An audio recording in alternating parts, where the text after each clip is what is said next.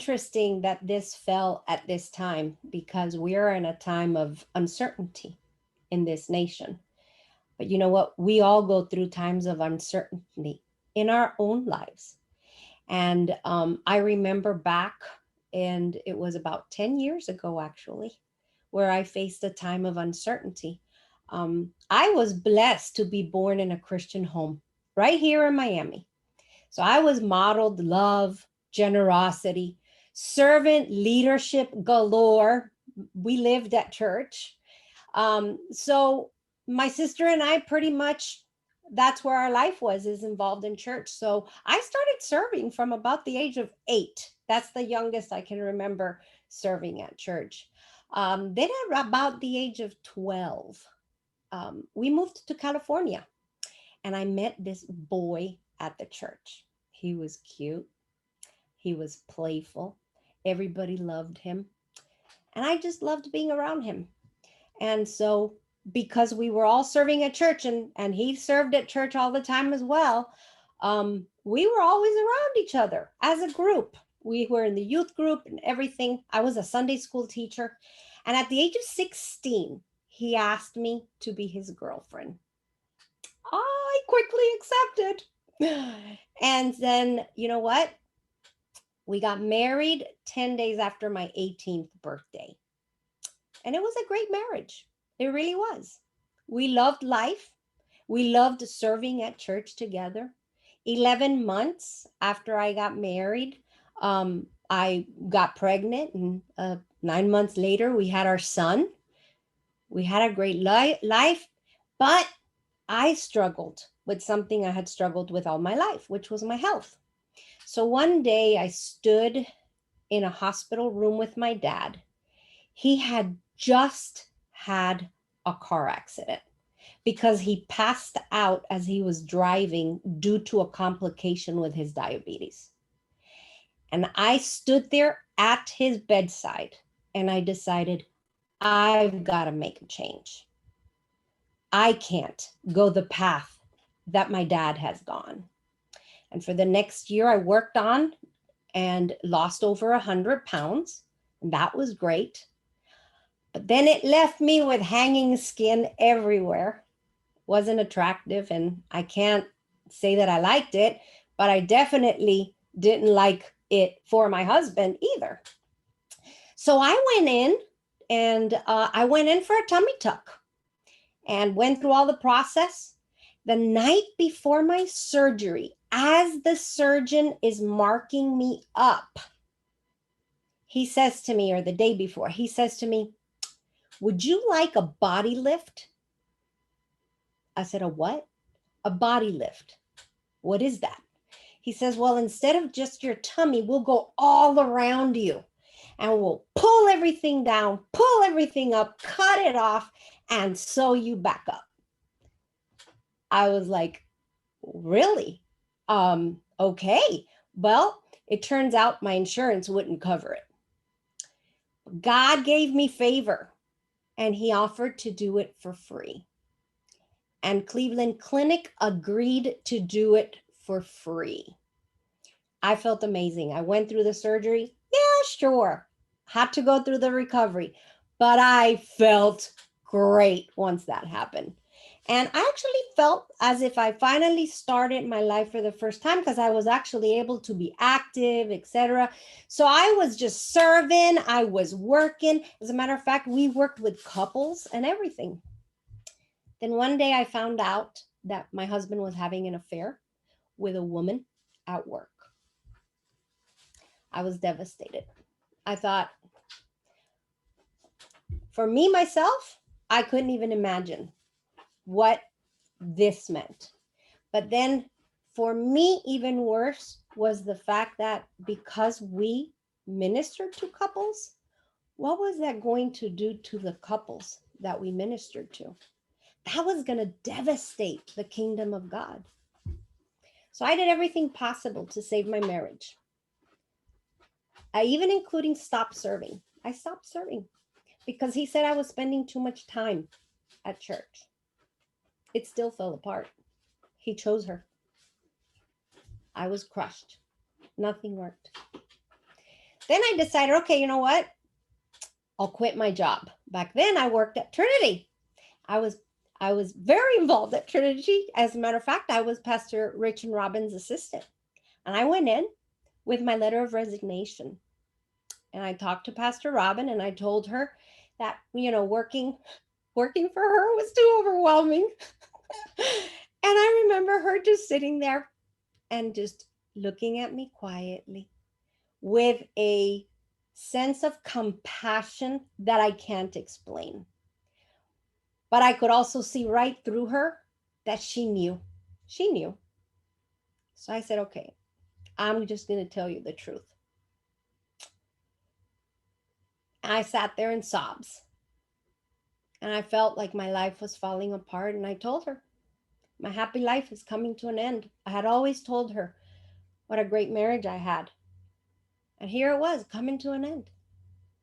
2 weeks later, I moved into this little condo on the beach.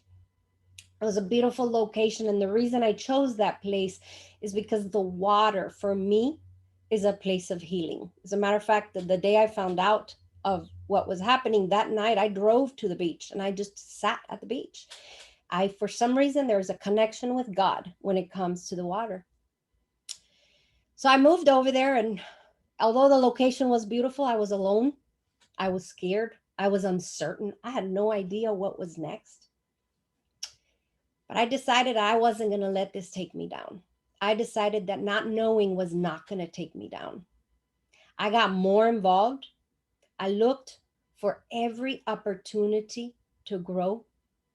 And then one day at the end of August, I went downstairs to the beach with a yellow pad and a pen.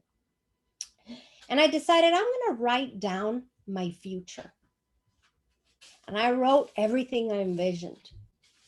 And one of the things that I wrote down was I wanted a faithful Christian husband. Because I had already said, I'm not getting married ever again. I'm never again going to do this because I already know what it is to have a good marriage. But I also know what it's not to have a good marriage because we had couples sitting on our couches all the time. So I said, okay, a faithful Christian husband, a giver, a servant leader, preferably Cuban because I'm Cuban. I hope he lives by the water. And then I kept speaking into my future. And I'll tell you what, because I lived on the water, I could see boats go by all the time. And I kid you not one day went by that every time a boat went by, I'd say, that one day will be me. I said that 1,000,000 times over. That one day will be me. Every time a boat came by. People thought I was crazy because I started to say, okay, I'm going to believe for what God has for me next. The next day, the very next day after I wrote all that down, I went to the store. Now, I wasn't looking for something in particular. I was walking through and I ran into a dress and I looked at it and I thought, that's pretty. That is really pretty. That would look really pretty, like for a wedding. I thought, why not? Let's try it on. It doesn't hurt. It's not going to cost me anything. So I go over and I looked at the lady and I said to the lady, do you think this is okay? I'm older. Do you think this is okay for a wedding? She says, oh, sweetheart, that's beautiful. Go try it on. And so I did. I come out and she goes, what do you think? I said, I love it. I'm taking it. She goes, when's the wedding? I said, I don't have the date yet, but it's coming. I seriously said that to her. So I went home and my son was there. We still had the house. And so he lived at the house, but he would come over quite a bit because he wanted to take care of mom. And so he was there. We were having dinner and I brought out the dress and I said, hey, Mike, look at this. And he's like, oh, wow, mom, that's really pretty. And he goes, what are you wearing that to? Because it was clearly not a dress I would just wear to, go to work. And I said, this is my wedding dress. He laughed at me. He goes, oh, mom, you're just so funny. And I'm like, no, I'm for real. I'm getting married in this dress. Then he got concerned. He's like, Mom, Mom. I don't want you to set yourself up for disappointment, Mom. Let's think about this. We need to pray, Mom. I said, I already prayed about it. I wrote it down. I am going to get married again, Mike. I don't know when, but I'm getting married in this dress. And so I decided I'm engaging. I have written it down. I'm expecting it. I'm going to act it now. I've got my dress. I had my Friday night date night with Jesus every Friday. We'd go to the same little cafe every single Friday. During the week, I would always set up a plate for him when I'd have dinner. And Jesus was my partner. He was my husband while I was in that apartment. 3 months later, after several failed attempts, Pastor Rich arranged a blind date with Carlos at the Joel Osteen Night of Hope event at the Miami Arena. And you know what? A few weeks later, we went out on our first date. Carlos, I didn't know Carlos, even though I had been coming to church for years.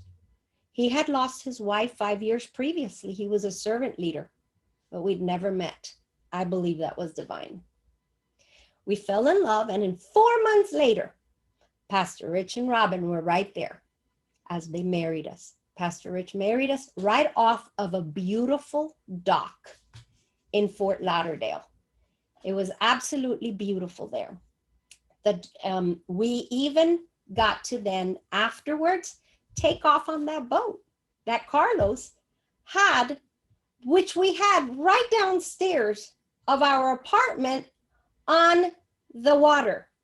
Everything I had written down, God had given to me. I honestly, I was in shock. We took off, and as time went on, the closer I got with him, the more I saw, you know what, ladies? God is faithful. We have to be faithful to him first. He asks us to be obedient. So I asked God, okay, what do you want? And I wrote it down, and then I acted upon it. I served him. I didn't stop being generous. I kept giving. I connected with those that he put in my circle. Dr. Robin being one of them. She walked me through. I wrote down my vision.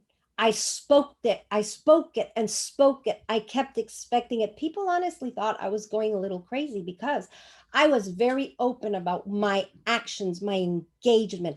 I was going to act on it. We've got to engage.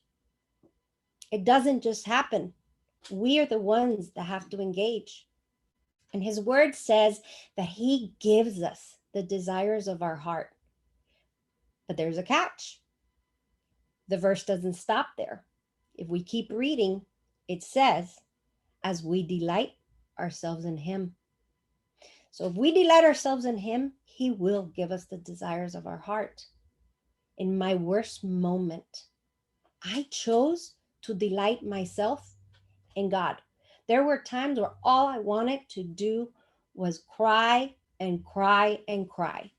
And I gave myself moments. I would give myself 10 minutes that I could cry. My alarm would go off. I'd turn on my praise music. And to this day, I tell ladies, do this. Allow yourself. Yes, you may have to grieve a moment, but we don't stay there. We engage in what God has for us. Because as we do, he opens the door for us. You know what? People gave me permission to whine and complain, but I chose not to. They gave me permission to give up. It didn't even, I'll tell you what, it crossed my mind several times. But no, when God would get my attention, I'd go, nope, I'm going to stay. I'm going to stay connected. I'm going to engage with him. I'm even going to have fun with him. And I honestly did. My relationship since then with Jesus is so real. It just feels like he's right here all the time. When I feel like giving up, I go to him. Right now, the way the world is, you think, oh, good God, I throw in the white towel. No, we don't. We engage and we ask God, what do you want me to do? What's your vision for me? Doesn't matter what's going on in the world. What is your vision for me? And when he puts it, because he will, when he gives it to you, write it down so you won't forget it. But then don't ignore it. Don't walk away. Those vision boards, don't walk away from it. Keep talking to yourself about it. Keep saying to yourself, I literally kept saying to myself those things that I envisioned. And God is faithful. He saw me through it. I had a mission. I had to reframe that vision that I chose to believe his best for me. And as I connected by serving others and engaging in my call, he provided me a brand new future. And I went, you know what, from a great marriage to an amazing marriage. And I can only thank God for that. He is good. So I want to thank Dr. Robin for even walking me through that process and through that time and seeing me through. God is good.